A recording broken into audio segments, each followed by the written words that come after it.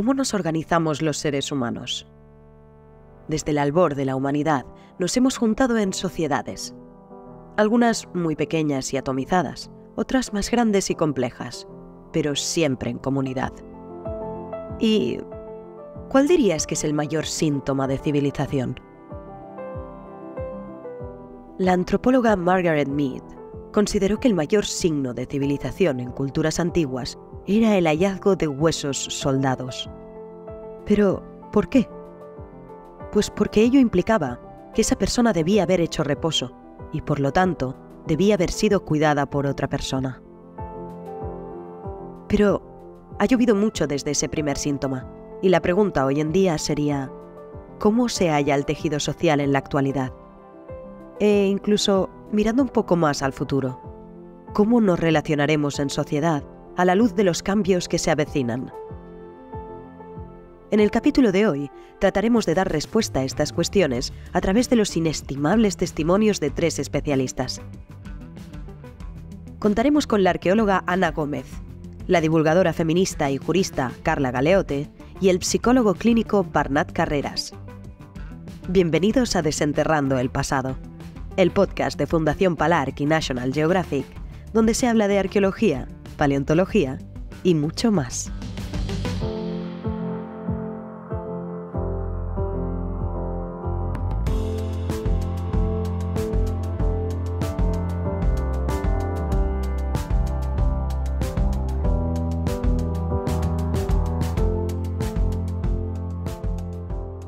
Así que hablemos sobre sociedades de ayer y hoy. Estamos aquí otra vez en Casa Costa. Nos damos muchas gracias al restaurante por cedernos el espacio y dispuestas y dispuestos a hablar de arqueología, paleontología y otras cosas bonitas. Así que, primero, como siempre, presentemos a los invitados y las invitadas. Y si podéis recordar un momento que sea como fundacional o como que determinara cuando os decidisteis dedicar a lo que sea que os dediquéis. Yo me llamo Ana Bach, soy arqueóloga. Primero, lo haré por orden ascendente. Primero arqueóloga, luego madre y recientemente, profesora en la Autónoma de Barcelona. Buen orden. Es el orden cronológico, ¿no? Sí. Los 2 últimos se han juntado mucho en el tiempo, el otro lleva mucho más. Fue mi interés por las cosas que estaban por el suelo. Y de pequeñita ya recogía cosas y las ponía por colores, por grupitos y así. Y siempre quise estudiar eso, siempre. Siempre, o sea, era Bueno, hubo una época que quería ser payesa. Oh, sí. Vale. Sí. Y intento compatibilizar las cosas, que no está muy lejos lo que es el tocar la tierra, tocar el suelo. No, la verdad que guardan algún diálogo, por decirlo así. Que es muy común que los arqueólogos seáis siempre muy vocacionales, desde pequeñita quería, la verdad, sí. Casi todos me han dado una respuesta parecida. Bien, Carla. Pues buenas tardes o buenos días. Lo que sea cuando veáis esto. Sí. Yo me llamo Carla Galeote, soy de Lleida, que para mí es importante porque todo el mundo es de Barcelona y yo no, yo soy de Lleida. Y soy jurista y actualmente estoy cursando el máster de abogacía con especialización en género porque como mi mayor vocación y pasión es la lucha por el feminismo, entonces también hago divulgación en redes sociales, pues haciendo un discurso feminista y defendiendo los derechos humanos.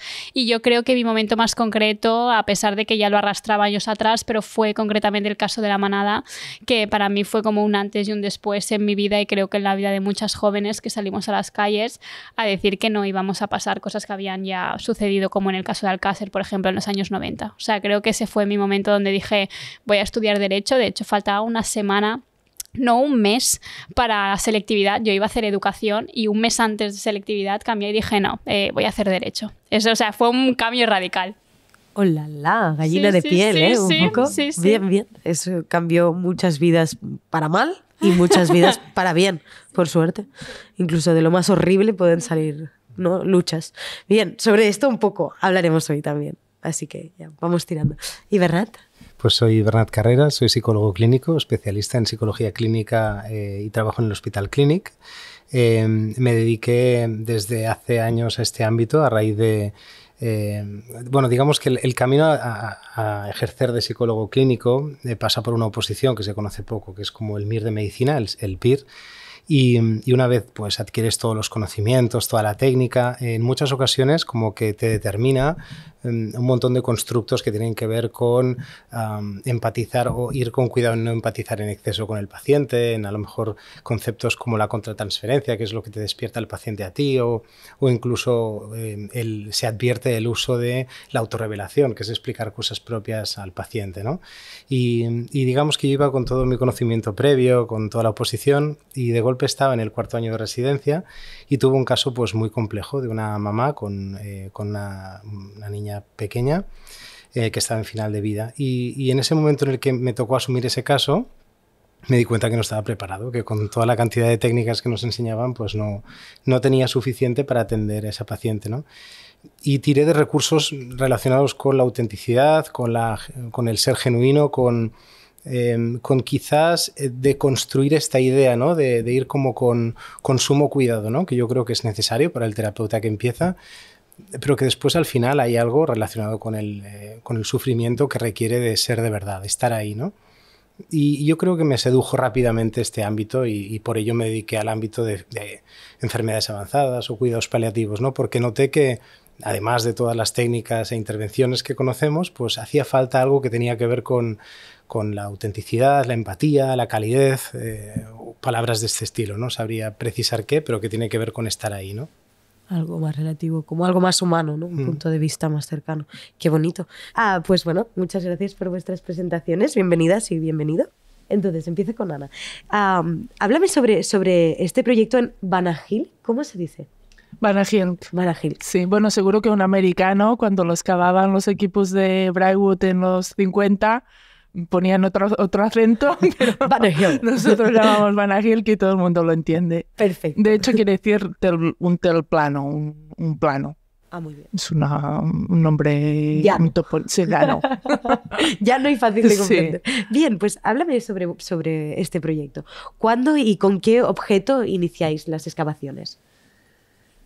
Iniciamos las excavaciones en el marco del conflicto en Siria, porque nosotros trabajamos en Siria desde los años 90 el equipo y en 2011 estábamos haciendo la campaña normal, terminamos un poco antes, nos vinimos ya porque la situación era muy cómoda y luego ya no pudimos volver nunca más. Y empezamos con buscar un yacimiento o buscar elementos sincrónicos que nos permitieran continuar con el trabajo. La región más óptima era Irak, pero estaba todavía bastante cerrada, ¿no? Después la caída de Saddam Hussein en 2014 nos pilló ahí. Algunos equipos empezaron en 2016, 2017 y parecía que la zona kurda se abría y fuimos para allá. Fuimos para allá en 2014, justo cuando empezó Estado Islámico. El objetivo ya era, sí, buscar un yacimiento neolítico, que es lo que principalmente estudia el proyecto, es decir, todos los procesos de neolitización asociados a adopción de la agricultura, la ganadería, el sedentarismo, la formación de las ciudades. Y la zona ideal era los Zagros, porque había sido originariamente la zona de surgimiento de la domesticación de la oveja y la cabra y de los cereales, porque actualmente hoy todavía se encuentran los agrotipos y las formas salvajes en su estado. Y ahí todavía practican agricultura itinerante, es realmente muy interesante porque están manteniendo, quizás sin saberlo, lo que es el origen. Ostras, qué bueno. Pero bueno, con Dash tuvimos que bajar al Erbil y estuvimos en un yacimiento que es la Eskir, que también forma parte del proyecto, que en principio estaba muy cerca del aeropuerto, eso nos iba muy bien por si teníamos que salir así un poco rápido, pero fue ideal para establecer lo que es la cooperación con la Universidad de Salahadin, la cooperación con la Dirección General de Antigüedades del Kurdistán, y éramos uno de los pocos equipos que se había quedado en lo que era el llano de Erbil, porque está muy cerca de Mosul, porque era una zona más difícil para obtener los permisos de excavación. Es decir, todas las misiones extranjeras, que todas, claro, se fueron para allá, para Jordania, tuvieron que reubicarse y se iban sobre todo a la zona de Suleimanía, que era mucho más fácil. Y nosotros, bueno, decimos, nos quedamos siempre con la universidad, con la vocación también de formar, de hacer todo el training con estudiantes, llevar estudiantes de aquí, que siempre lo hemos hecho, aunque sea bajo la... Sí, bueno, hay un seguro de vida de todo, bueno, de repatriación. Haberlo dicho antes, hay un seguro. No, porque claro, a veces hay cosas que no cubre. No lo cubre. Ostras, qué fuerte.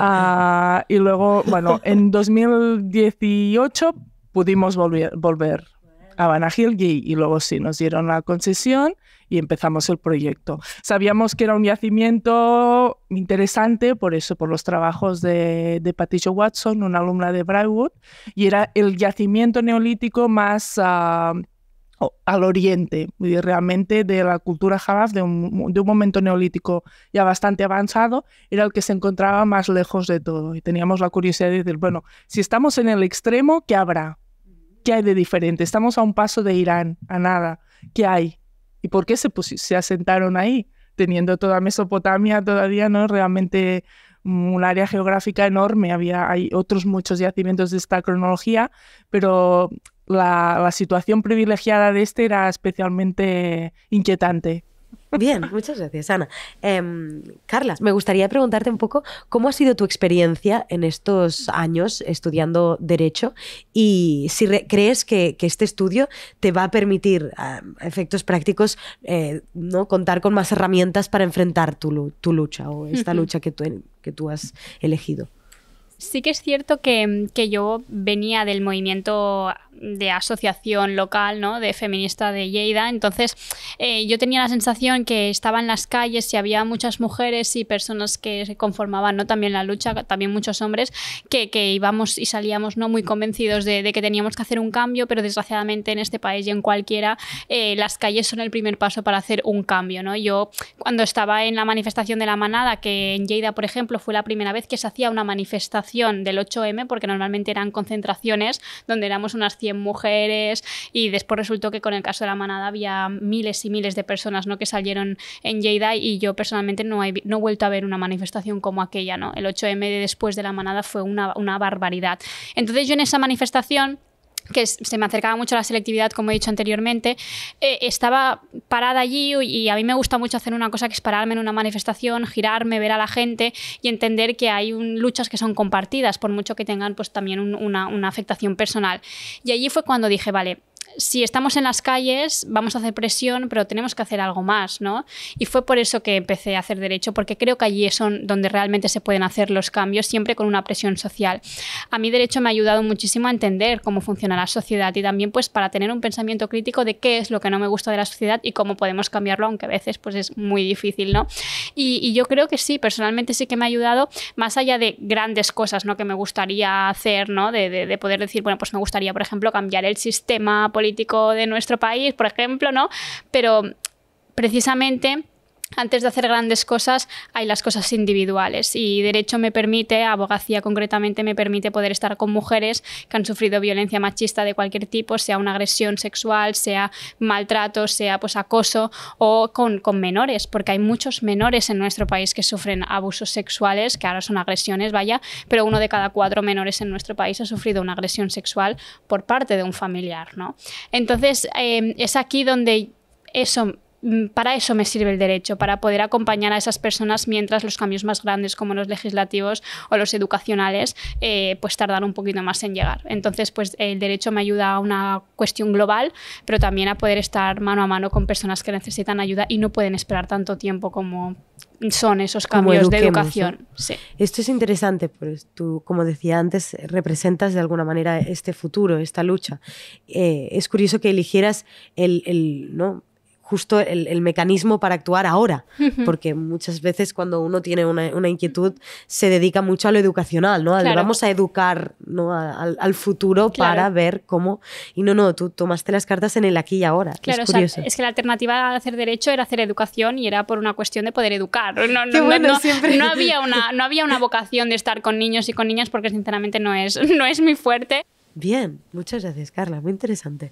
Bernat, ¿por qué decidiste enfocarte en este acompañamiento de pacientes con diagnósticos terminales? A raíz de este caso que explicabas, ¿no? ¿Por qué decidiste esto? ¿Por qué te llamó la atención en este aspecto, este caso o esta situación? Sí, lo enlazo un poco con la idea también de que impacta o que, digamos, por qué uno decide dedicarse a ello, porque...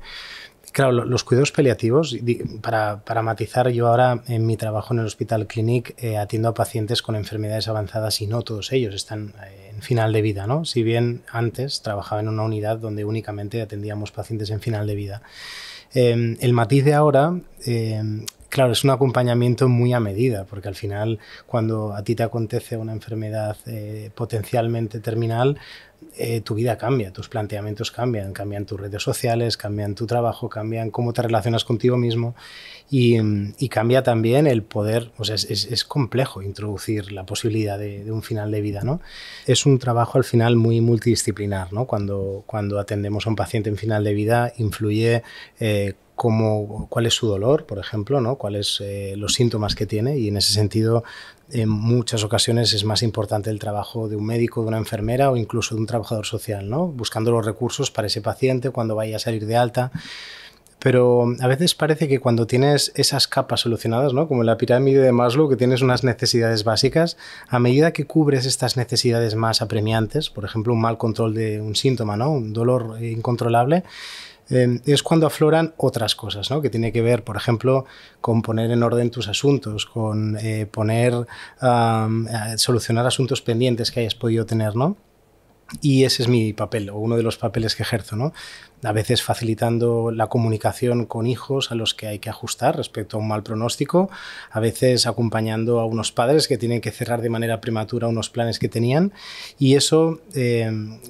es un traje a medida y eso es la parte bonita de nuestra profesión, ¿no? Que aunque vayas con unas ideas claras que tienes que aplicar en caso de una crisis de ansiedad o de un trastorno, al final lo que tienes delante es alguien con el que tienes que poder desintoxicar este miedo a hablar de la muerte, tienes que poder aportar soluciones ante esta incertidumbre y a veces, como no, también acompañar en cuando has salido este tratamiento y a lo mejor te has curado y tienes un diagnóstico, ¿no? Que en principio ha remitido, pero tu vida ha cambiado, no eres el mismo, no tienes las mismas relaciones, no tienes el mismo entorno, ¿no? Y eso también requiere de ser acompañado, ¿no? Ana, de nuevo, ¿cómo se forma una sociedad? ¿A partir de cuántas personas podemos considerar que es una sociedad?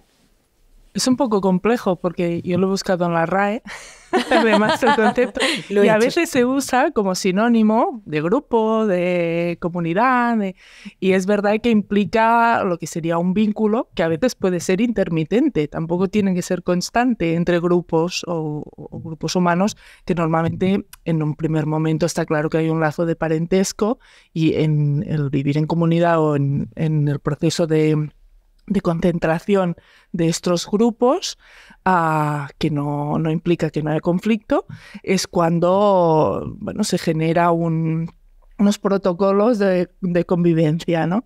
Justo en esto, lo que decía Bernal lo he encontrado muy interesante porque las sociedades antiguas, lo digo en los protocolos que a veces han perpetuado a lo largo de los siglos y los milenios, uno de los más importantes es en el trato a la muerte, es en los difuntos y realmente en procesos. Lo llamamos el gesto funerario, que no es solo se ha muerto una persona y va inhumada, ¿no? Cuestiones higiénicas, en lo que sea, con el resto o aparte del grupo, porque también existe el castigo en estos últimos momentos, pero en este caso son procesos muy largos los del duelo, que realmente de semanas hay las actividades de comensalidad, que de comer juntos, la parte no es solo el deceso, sino es el tratamiento de la muerte, a veces les tiñen el pelo, el protocolo es realmente muy, muy, muy extenso y complejo y creo que facilita a nivel grupal no solo no sé si se supera el duelo, no sé cuál es la fase siguiente, ¿no? Porque siempre te queda, ¿no? La persona ahí. Pero sí que socialmente te permite de una forma más fácil, que no existe ahora, o creo que no, en todo caso no, en las mismas situaciones que en el pasado. Totalmente. Qué curioso. O sea que también podríamos decir que cómo nos relacionamos entre nosotros genera sociedades, ¿no? Es decir, cómo un grupo de gente se relacionan es lo que genera al final esta sociedad. Sí. Bien, Carla, ¿por qué consideras tú que es necesaria la igualdad a nivel social? ¿Cómo crees que nos ayuda? ¿Cómo crees que nos construye? Yo más que igualdad, si me lo permites, haría un cambio de... Yo te permito todo. O sea, gracias, querida. Lo que tú decidas.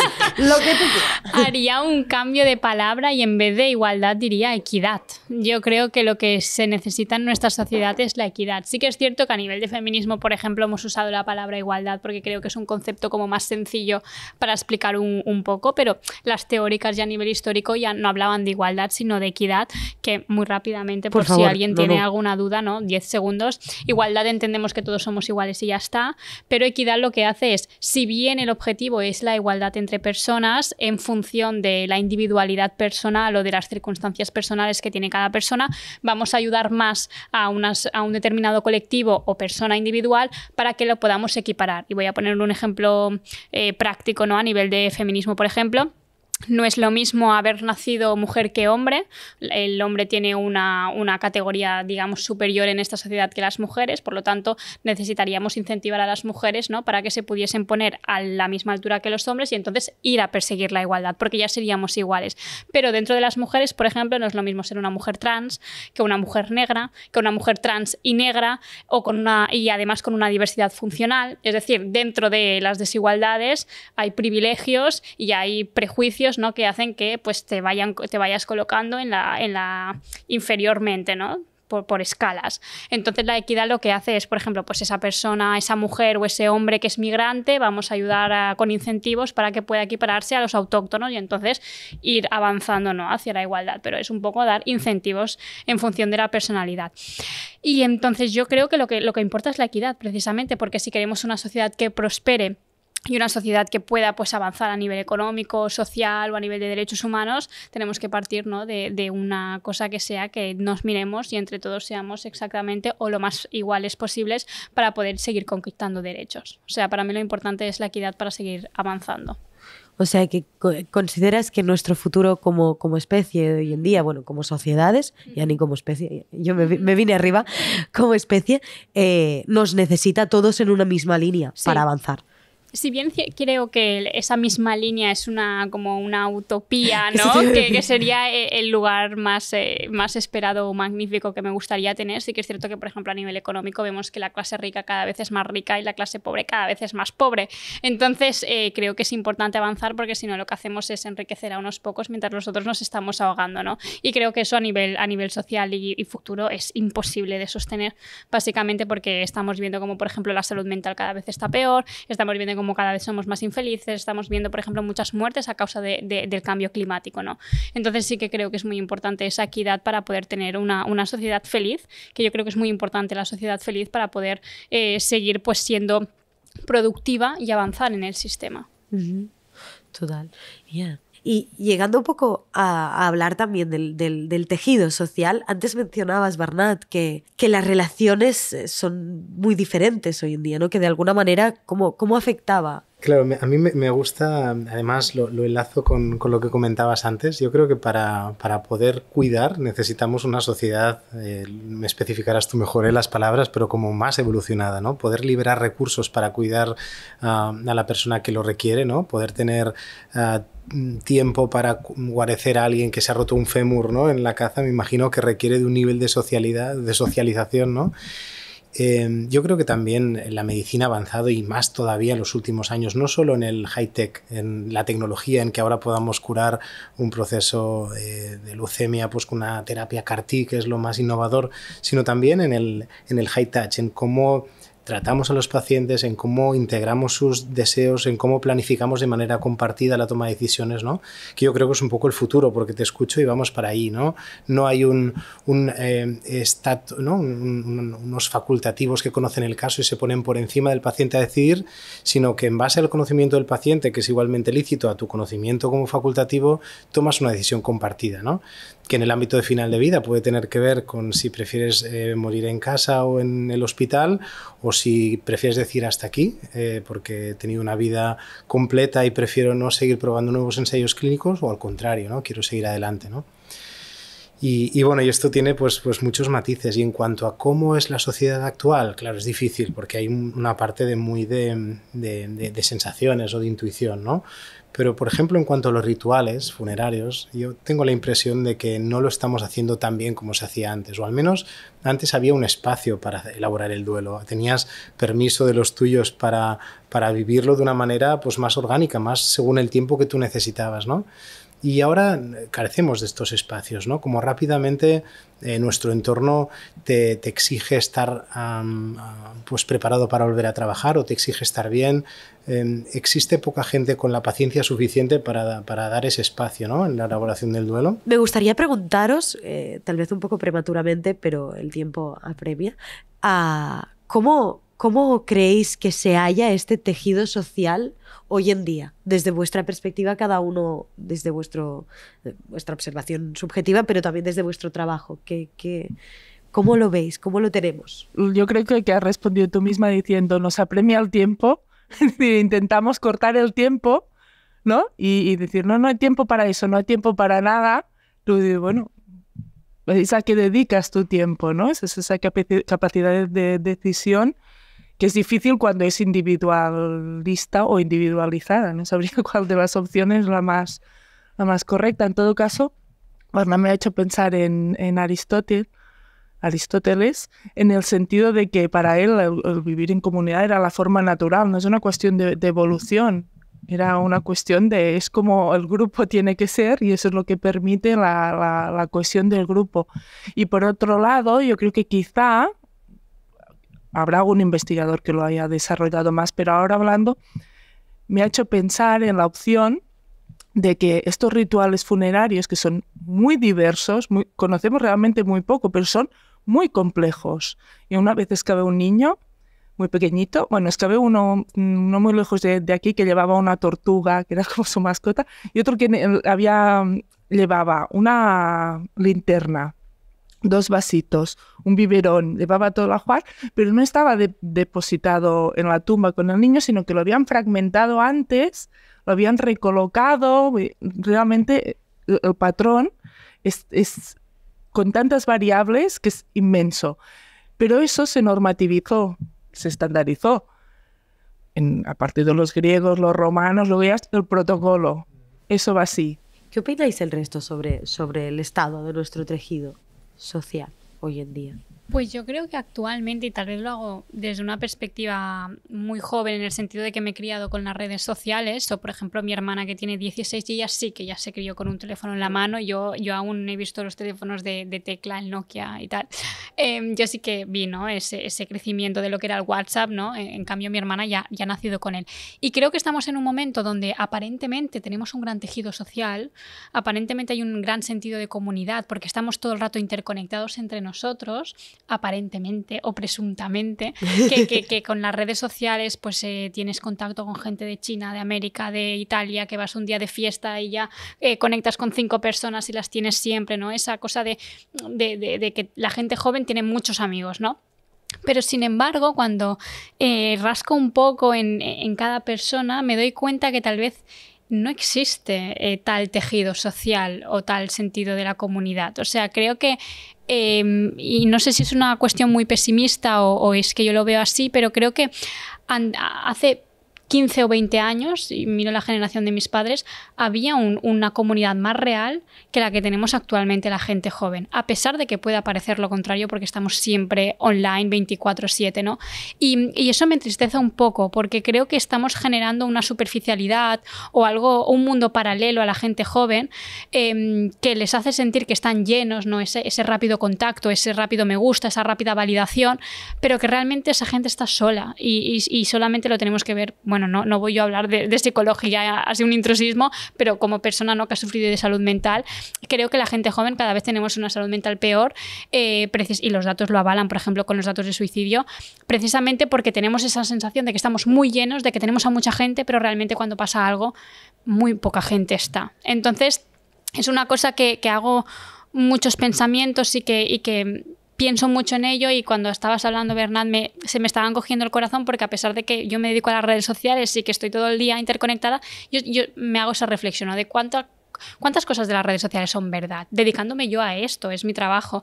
Entonces me entristece un poco porque no sé cómo frenar eso, porque primero no depende de mí a nivel individual, creo que es algo colectivo, pero creo que sí que sin querer estamos creando unas generaciones muy superficiales y que conectan muy poco con su identidad y con el sentido de comunidad, porque no les dejamos ser, porque están ya las redes sociales que ya les dicen lo que tienen que aparentar y ser, y creo que no estamos creando identidades y por lo tanto no creamos comunidades.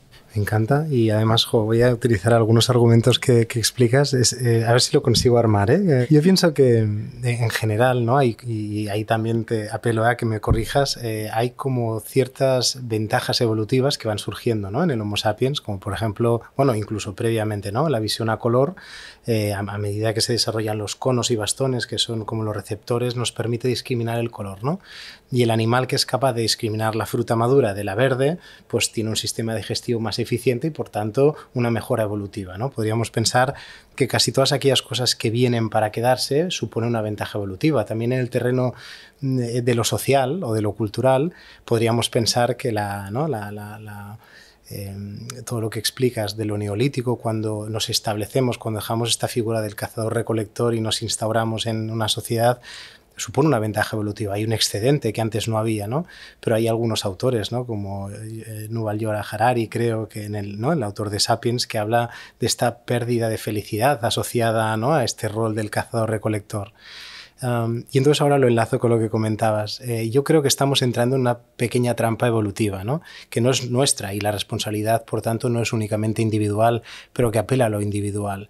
Cuando nuestras redes sociales se basan no únicamente en la facilidad con la que establecemos, hablo de las digitales, TikTok, Instagram, cuyos algoritmos se basan en retenernos el máximo tiempo posible en esa red social y no en establecer una relación genuinamente positiva o de apoyo, o que te avise, mira, tengo a mi mejor amiga que está paseando por aquí en Barceloneta, voy a echarle.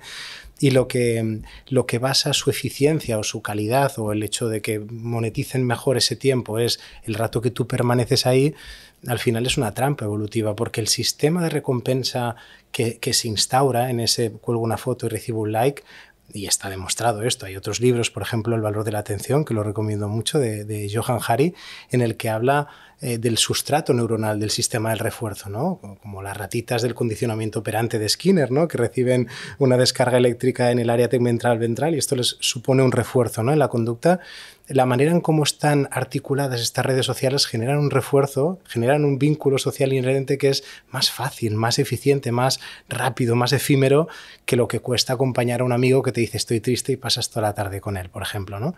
Y si no somos capaces de poner un freno a este automatismo, y no sé cómo, quizás a nivel político, estableciendo algunas restricciones a las Big Tech, la deriva es mucho más compleja, porque yo puedo decidir utilizar menos las redes sociales y leer más. Yo creo que más de los que estamos aquí en algún momento nos lo hemos planteado, ¿no? Sí. Pero cuesta. Por algún motivo que desconocemos, todos tenemos cada vez menos tiempo para estar con nosotros mismos, para leer, para reflexionar. Y si es un problema global, la solución no es únicamente individual. ¿Cuál creéis que sería para vosotros la solución a esta falta de tejido? ¿Cómo creamos estas redes sociales de verdad, no las de las empresas? Yo personalmente creo que educando. yo creo que más que hacer un control político sobre las redes sociales, sabiendo que desgraciadamente el poder político, los poderes fácticos suelen tener intereses económicos detrás, porque al final las redes sociales, y muy bien lo has dicho tú, ¿no? Son empresas privadas que están pues a ver cómo manipulan el cerebro de la gente, y siendo yo una usuaria y trabajando en ellas, pero que también se tiene que hacer autocrítica. Esto va a YouTube, ¿eh? Sí. O sea, no pasa nada, pero... Sí. Bueno, no se puede ser siempre ética en el sentido de que cuando estás en un sistema, pues formas parte del sistema y tienes que jugar las cartas para intentar cambiarlo, ¿no? Pero sí que creo que educando a las futuras generaciones, porque creo que es un problema más de juventud que no de la generación adulta, ¿no? Y pienso mucho en mis padres, cómo ellos se relacionan, cómo se han relacionado en su infancia y cómo se están relacionando ahora. Por ejemplo, yo tengo primos que tienen 3 y 5 años, ¿no? Y veo, ¿no? esa dependencia a la tablet, esa dependencia a las tecnologías. Y yo creo que haciendo una asignatura en la escuela, que debería ser transversal, que explique pues, el uso de las tecnologías, pero sobre todo que haga una enseñanza de las emociones, de la salud mental. O sea, yo creo que no podemos escapar de las redes sociales, pero sí que podemos entender que tal vez si nos estamos sobreexponiendo a las redes sociales o estamos necesitando una validación de ellas, tiene que ver porque hay una carencia afectiva o emocional. Yo creo que tiene que ser, como un puzzle, ¿no? De entender que estas son las herramientas que nuestra sociedad nos está dando y van en aumento, y a partir de aquí, pues dotar a la gente joven y a la infancia de un pensamiento crítico, de que entiendan que no todo es la validación de las redes sociales, que tengan otros hobbies, que volvamos a coger el hobby de la cultura, del cine, de los libros, y que, pues que la gente joven reconecte con sí misma y que cree una identidad. Yo creo que es muy importante la creación de una identidad. Yo como boomer, para mí son solo una herramienta. Claro. Una herramienta más y ya está. Claro. Y hago un uso a veces estrictamente incluso laboral. Que es que claro, envidiable por mi parte. No, pero será por formación. Es que no... No, también es el impacto de la tecnología. La tecnología siempre puede tener un doble o triple uso, y uno de los cuales no puede ser el... que sea para un fin o un fin común bueno, ¿no? Siempre habrá todos los otros usos, y en este caso eso empezó ya con las primeras herramientas que creó el hombre. Siempre ha habido un mal uso de la herramienta, y si está globalizada, pues que el impacto es superior. ¿Cómo gestionarlo? Pues quizá sí. Sí, pero no solo eso, porque si no tienes los elementos para coger esa visión global, creerás que solo existe esa opción. Bueno, una opción quizás es la más fácil, la más rápida, la más cómoda, ¿no? No te tienes que mover, no tienes que desplazar. ¿Hasta qué punto el ser humano tiende mucho a la comodidad? Pues no, la ley del mínimo esfuerzo, cuando tú decías evolución, y hay mucha involución también en el neolítico, ya mismo. Sí, ¿eh? Sí. O sea, es parte de nuestra identidad. Sí, como... normalmente... Estamos Lo siento, pero... Pues yo pensando en la involución y ligando en qué recetas pondría, ¿no? Pensaba en la involución de los primeros lobos, ¿no? Que el tamaño cerebral, ¿no? de los primeros lobos es mayor que el de los lobos actuales o de los perros actuales, ¿no? Ha habido una involución del tamaño del cerebro debido a la domesticación, ¿no? En la medida en que te automatizan tus tareas, no requieres tanto córtex, por decirlo de algún modo, e involuciona, ¿no?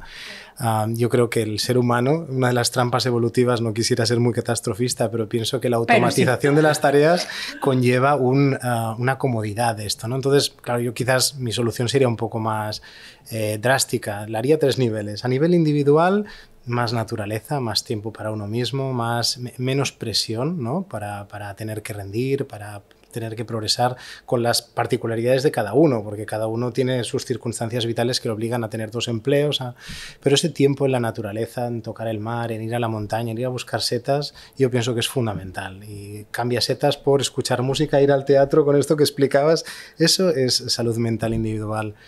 Luego, a nivel meso, los ayuntamientos, igual que sucede, por ejemplo, ahora en Nueva York, tienen que establecer medidas que permitan poner un poco de freno, ¿no? a estos algoritmos. Por lo tanto, quizás introduciendo en las escuelas la figura de alguien que eduque en esta sociedad digital. Primero, para que la pequeña infancia, porque esto está establecido, de 0 a 3 o a 6 años no se deben utilizar pantallas. Entonces, esto hay que poderlo explicar, y hay que poderlo explicar a todos los estratos sociales, a todos los niveles socioculturales. No puede ser que tengamos una sociedad, por ejemplo, que tiene más acceso al conocimiento y ya priva a sus hijos de pantallas, y en otros lugares parece como que esto no hay tanta conciencia, ¿no? Por lo tanto, de manera global y digamos estable en todos los institutos, yo pondría a alguien que en primera infancia ayuda a vetar y en la adolescencia ayuda a socializar, ¿no? Cómo se hace este uso si durante unos años has tenido un veto, ¿no?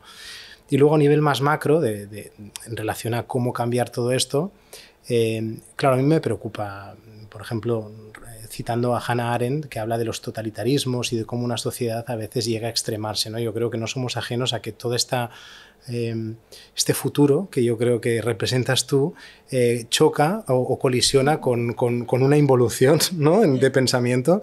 ¿Cómo conseguimos que no emerjan de nuevo los totalitarismos? Pues ella hablaba del hombre masa, este hombre que está deshumanizado, como sin energía o con tristeza, y que no está vertebrado en una sociedad, que no dispone o no tiene estos vínculos sociales. Ella lo explica infinitamente mejor a cómo la parafraseo, pero que viene a ser que uno de los elementos para prevenirnos de estos totalitarismos es estar vertebrados como sociedad, ya sea en un grupo, una reivindicación, una lucha social, o en el Casal del Poble, ¿no? Pero es bueno que tengamos esta red y que allá donde quede, que no la dejamos perder, ¿no? Si os parece, con esta última frase de Barnat, cerramos esta conversación, entrevista, preguntas que hemos desarrollado, y paso a haceros las preguntas pop. ¿Con qué personaje histórico os casaríais? Yo con Sargón. Es el primero. Bueno, Sargón es uno de los primeros líderes mesopotámicos, para no decir el primero. Yo sí, me gustaría ver qué tipo de carácter tiene una persona que es recordada 5.000 años después. Está fino. Bien. ¿Qué más? Pues mira, yo creo que uniendo feminismo, uniendo educación, uniendo valores, me parece que con quien me casaría es con María Montessori ahora mismo, por su reivindicación, por su valentía y porque también sus ideas han perdurado hasta nuestros tiempos, ¿no? De hecho, la escuela donde llevo a mis hijos tiene un estilo Montessori, con lo cual me gustaría pasar tiempo con ella, sí. Hola. Bien, Carla. A mí me gustaría pasar tiempo con Cleopatra. Oh, Desde wow. que soy muy pequeña, y mira que a mí no me han educado, o sea, hablándome del feminismo abiertamente, porque no había ese conocimiento en mi casa, pero me interesaba mucho todo lo que es la cultura egipcia desde muy pequeña, porque me dieron un libro de eso de dibujos que era de Egipto, me obsesioné, es mi mayor sueño ir a Egipto, y tuve una fijación con Cleopatra, y oye, es que me parece una mujer increíble, que también se la ha intentado como distorsionar mucho, ¿no? Hacerla muy sexual o muy guapa, y oye, se dice como que no, perversa. claro, que se dice que no es así, ¿no? Esa sexualización de una mujer que fue tan poderosa y tan inteligente. Y tan inteligente. Es que Sí, básicamente Cleopatra con su inteligencia doblegó a un imperio. Claro. Eso estaba. Pero claro, vendieron que era porque era muy bella. Claro. ¿Sabes? Bien. ¿Qué personaje histórico os gustaría ser? Yo, Agatha Christie. ¡Oh! Muy buena. Bueno, porque su marido era arqueólogo, el segundo marido, sí, se la llevaba. Luego todas las excavaciones que hacían en Mesopotamia. ¡Anda! No por la parte, bueno, también la de misterio, sino por la parte Hombre, que ya le también. hacía la documentación de campo. Y ver como las excavaciones de los años 30 tiene que ser brutal. Ostras, qué curioso. Además el giro, ¿no? Sí, con sí, un... Bien. Yo con Clara Campoamor, o sea, de verdad me gustaría ser ella. Desde hace muchos años, que yo creo que fue la primera referente feminista que tuve así a nivel histórico, ¿no? El primer personaje femenino histórico que conocí que había hecho cosas extremadamente importantes como blindar el derecho a voto a las mujeres, ¿no? En España. Pues yo Clara Campoamor, porque además fue abogada y mira, es que tenemos muchas cosas en común, seríamos grandes amigas. Es verdad, es un buen personaje. Me gusta también. Yo me decanto por algún científico, por ejemplo, elijo dos, ¿vale? Vale, venga. Uno, Charles Darwin en sus viajes, no sé, por las Galápagos, en el Beagle con Fitzroy, ¿no? Me encantaría reescribir la historia natural, la historia de la evolución montado en un barco y tocando el violín o el contrabajo. Y luego hay un personaje de la novela de Noah Gordon, del médico, que me encanta, ¿no? Esta idea de representar el pensamiento científico en una época de oscurantismo, ¿no? En el que de golpe tus técnicas o tu visión aprendida de otros, ¿no? Que se atrevió a cruzar todo Oriente para adquirir los conocimientos de Ibn Sina y que se traducen en una medicina basada en la evidencia, ¿no? Pues me parece increíble, me fascina esa historia. Jolín, bien elegidos todos, ¿eh? Vaya buena cantera aquí. Bien, esta me gusta particularmente. ¿A qué personaje histórico le daríais un abrazo? Un abrazo puede ser de cariño, de amistad, de aquellos de tío o tía, necesitas un abrazo. Yo esta es la que más clara tengo y es que no me falta ni un segundo para pensármelo. Yo a la mal llamada Juana la Loca. Oh. O sea, de verdad es un personaje que cuando me lo enseñaron en clase y me la explicaron como Juana la Loca, era un personaje que me llamaba mucho la atención. Yo era muy pequeña, pequeña, era muy joven, ¿no? Adolescente. En ese entonces ya me llamó mucho la atención. Claro, yo, pues Juana la Loca. Y después, cuando me empecé a iniciar años más tarde en el feminismo, me di cuenta que de Juana la Loca, que de loca nada, que la hicieron enloquecer unos cuantos hombres que decidieron controlar su vida, ¿no? Y además con era el padre, tal, no sé qué.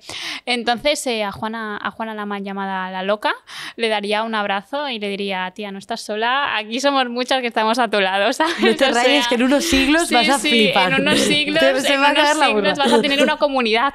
Vamos. Sí. Muy buena. Bueno, siguiéndola, yo estaba pensando en Hipatia. Otra que también necesitaría un abrazo. Necesitaría un abrazo, porque aguanto. Sí, hay unos contextos históricos que, aunque se exageren, te puedes llegar a imaginar y aproximar de una forma abrumadora. Bueno, abrazos bien merecidos ambos, Bernat. A mí me gusta mucho todo lo que es la no violencia, la idea de que un solo individuo pueda cambiar ¿no? una sociedad, un pensamiento global, la idea de que una pequeña minoría con un argumentario sólido no sea capaz de transformar una gran mayoría, todo esto me encanta. Entonces, aunque no sabemos mucho de él, pero la historia del hombre de Tiananmen, ¿no? En esa célebre foto con los 4 tanques y él en medio, le daría un abrazo a ese hombre o a otros tantos personajes, ¿no? que han construido la no violencia, me parece... Sí. Vale.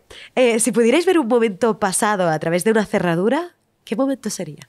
A mí me hubiera gustado mucho estar cuando Clara Campoamor hizo el discurso para el voto femenino, mirarlo allí en el Congreso de los Diputados. Es una cosa que me fascina el feminismo y me fascina la política, y además es que también estaba muy ligada al derecho, muy atada al derecho, por lo tanto yo sí, me hubiera gustado ver ese debate sobre si las mujeres debíamos votar o no estábamos preparadas aún, según partidos de izquierdas también lo dijeron. Según una serie de señoros y sus grandes escrotos. Sí. Bueno, verla a ella y ver al público también. Las caras de... Sí. Ver el debate en general, ¿no? Bien. Ostras, yo me la pido eso también. Yo quizá cualquier momento cotidiano.